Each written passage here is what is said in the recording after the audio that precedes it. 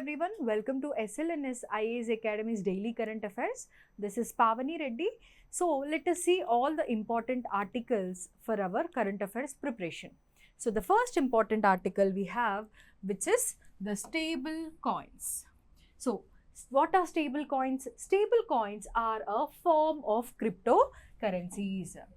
So what are cryptocurrencies? It is a payment system which is primarily based on the blockchain technology.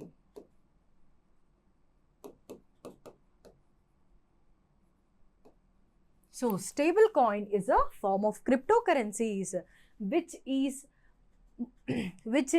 mostly having a stable value. So the name itself tells us that they are being a So the stable coins are designed to maintain a stable value, similar to the other fiat currencies like the US dollar or the euro and the assets like the gold. Okay. So what is the purpose why we have designed this kind of cryptocurrency? Because generally in the cryptocurrencies there is price volatility. So to minimize the price volatility, we have designed the new variety of cryptocurrency which we are calling it as stable coins. Right, what are the uses? So this can be used widely in the remittances. So what are remittances? So the remittances are the money sent back to the home country. Okay, so for example, the nurses from the southern India, especially from Kerala, etc., they go and work in Gulf countries. So which are providing a major source of remittances in India. So for remittances purpose, which is a cross-border transaction, we can use the stable coins. Okay. The second important usage is the essential in decentralized finances application. What is meant by decentralized finance applications? So they are nothing but the cryptocurrencies. Okay, so it is a payment system where there are no intermediaries like the banks, etc. That is why it is called as decentralized finance, right? So the next important usage is in the crypto trading. So trading of cryptocurrency, where this is acting as a medium of exchange. Okay, so these are three important uses of the stable coins. Now let us discuss the types of the stable coins. So the first one, we have the fiat collateralized stable coins. What is meant by it? So it is generally backed by the fiat currency. What is fiat currency? So it is nothing but the paper currency. So fiat currencies. So let's say, for example, we have $1,000 of the $1,000 US dollars of the stable coins. So equally, there must be a baggage or storage of the $1,000 of the US currency. Okay, so this stable coin will be backed by the dollars. So it is nothing but fiat collateralized stable coins. Second important type is the crypto collateralized, where the stable coins are backed by other different type of cryptocurrencies like we have the Ethereum, etc.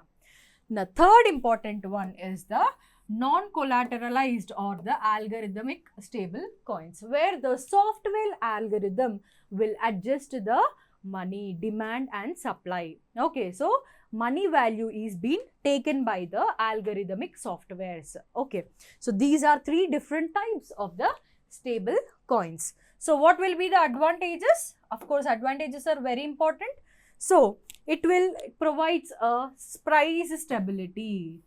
Okay, in the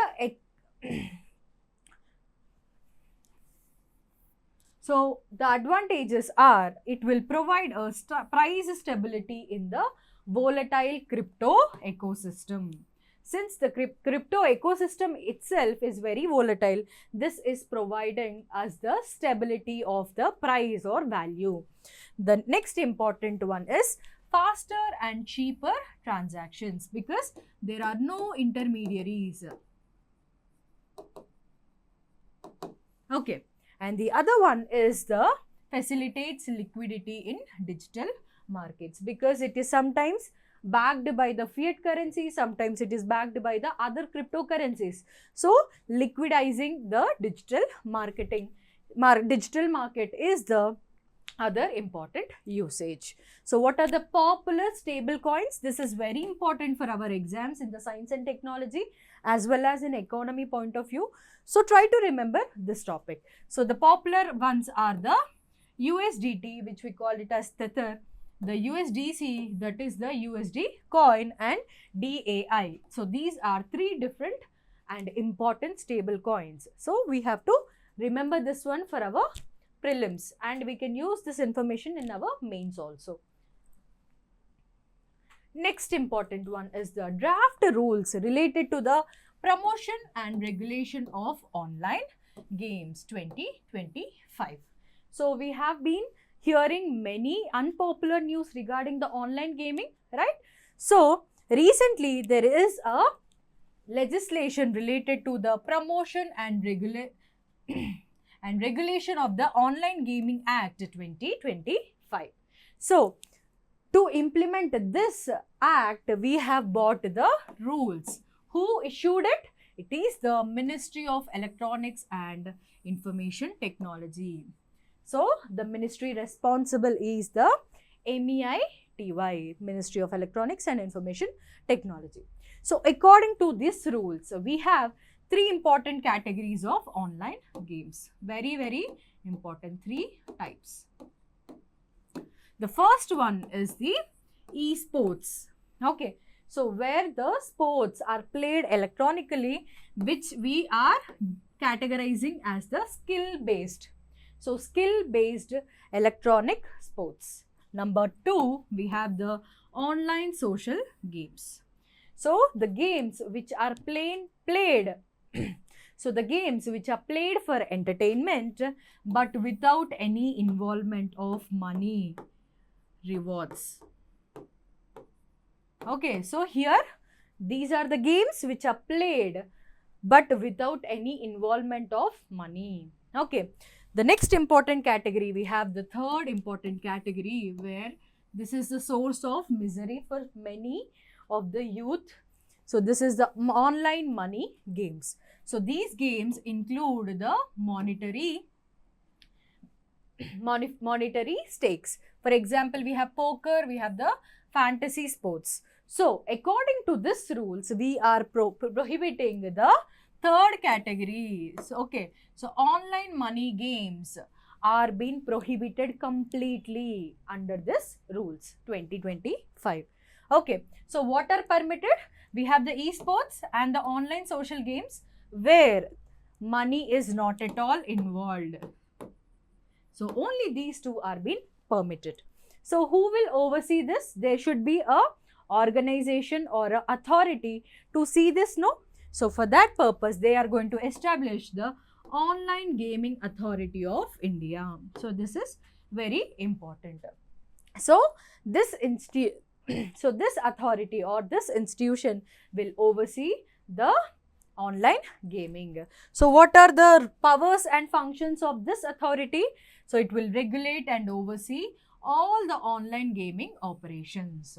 So whether it is esports or online social games, everything will come under this authority. So the second important function is the maintenance of a registry. Okay, so all the games will be noted down under this registry. Okay, and third, it will decide the legality of the online games. So all these companies are making games with respect to rules and regulations will be checked by this authority. And number 4, we have the impose penalties for the violations. For violating the rules and regulations drafted by the Ministry of Electronics and Information Technology, they will be imposing the penalties. Right. So what are the requirements for a company to register a game? So all online social games and esports must be registered under this authority. Okay. And after registration, they will be given a certificate of registration for the legal operation in the entire Indian territory. So first of all, they have to get registered under this authority, then there will be given a certificate of registration. This is how the registration process takes place. Then how about the grievances? Okay, so for this, a 3-tier system. So there will be 3 layers of the hierarchy which will take us the complaints or grievances.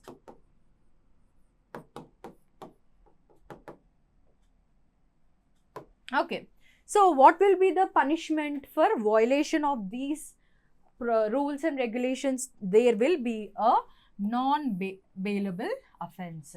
So it will be considered as non-bailable offense. So what are the supporting legal framework? So there are existing frameworks or legislations, rules which are supporting this draft rules. What are they? Number 1, we have the Information Technology Act 2000, and under section 69A, it can ban the illegal gaming sites and apps. Okay. Second important one is Bharatiya Nyaya Sanhita, which is adopted in 2023. It will also penalize the unlawful games. And we have the Integrated Goods and Services Tax Act 2017, which again regulates the gaming platforms. And number 4, we have the Consumer Protection Act 2019, which prohibits the misleading and surrogate advertisements. Okay, so why is this important? Because it will ensure us a player safety, curb illegal betting, and promote ethical gaming practices in India. So for these reasons, this rules is going to play a very important critical role in the India. Okay, so the next important article, we have the NATO pipeline system. So what is NATO? North Atlantic Treaty Organization, which has been formed in the Cold War era, okay, in 1949. So this pipeline system is established to ensure continuous fuel supply to the NATO forces in the Europe. So generally NATO is consisting of North American and the European countries. So for a continuous supply of fuel, this pipeline has been formed or created. What is the purpose? So to provide an integrated secure network for transport and storage of fuel for the military operations and exercises. So for conduction of any military operations or exercises or any kind of war, they need to be a supply of fuel. For that purpose, this pipeline will help. Okay, so through this pipeline, there will be transportation of the required fuels. For that purpose, this has been created. Okay, so what is the network coverage area? So around 10,000 kilometers pipeline has been created under it. So which encompasses 12 NATO countries. Okay, so this pipeline is passing through 12 different NATO nations. So it connects with the fuel depots, air bases, airports, refineries and transport hubs across Europe. So this pipeline connects all the important places so that the fuel is being transported to all the areas. Okay, so the next important thing about the NATO pipeline system is management structure. How is it managed? Because it is a intercontinental pipeline system, we need to know about the management. So it is managed domestically by the respective country. Okay, so the pipeline, it is of the 12 countries. So the respective country will take care of the pipeline which is in its territory. Okay, so the Central Europe pipeline system is one important agency which will see the overview of the pipeline system in the Europe. Okay, again this is being overseen by the NATO Support Procurement Agency. So the main agency which is seeing is the NATO Support Procurement Agency, but in Europe it is being seen under the Central Europe pipeline system. Okay, So what is the recent development? Why we are studying about the NATO pipeline system? Because recently Poland, okay, Poland has announced that it is going to join in the NATO pipeline system, right? So thereby there will be a enhancement in the logistic integration with the NATO, right? So this is what you need to know about the current affairs. So the next important article we have H-125 helicopter. So what is this H-125 helicopter? What are the characteristics we need to remember? So it is single engine, multi-role light utility helicopter. Okay. So it is very much known for its versatility, for its high performance and reliability in diverse terrain. Okay. So India being a geographically a different terrain area, we have the great utility of H-125 helicopters. Okay, who manufactured this helicopter? It is nothing but the Airbus helicopters, which is a part of Airbus Group. So, Airbus Group, and in India, it collaborated with the Tata Advanced Systems Limited, TASL. So, in India, there is collaboration with Tata Group. Airbus helicopters, which collaborated with the Tata Advanced Systems Limited, has manufactured the H-125 helicopters, right? So, how about the production facility? So, the final assembling is done at the Kolar, Karnataka. Okay, this is the India's first private helicopter assembling unit. Okay, so this is again very important question, right? So, what is the aim? It is to produce and assemble H-125 helicopters indigenously by 2027. So, within 2 years, we need to develop this H-125 helicopters indigenously. So, thereby, we are going to support the Make in India campaign.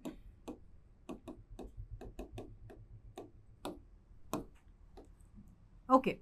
So, where can we use this H-125 applications?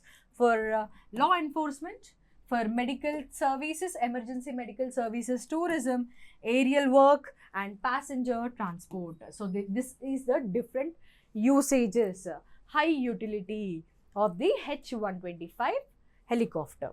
So, what is its specialty or the capability? It is high altitude.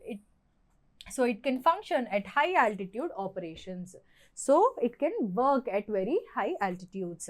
So, which is very much ideal for Indian conditions. For example, Himalayas, where we have, it is completely filled with high mountains and snow. So, it can go up to a very high level and function. So, this is the H-125 helicopter. So, these are the important current affairs. So, let us continue our class tomorrow. Thank you.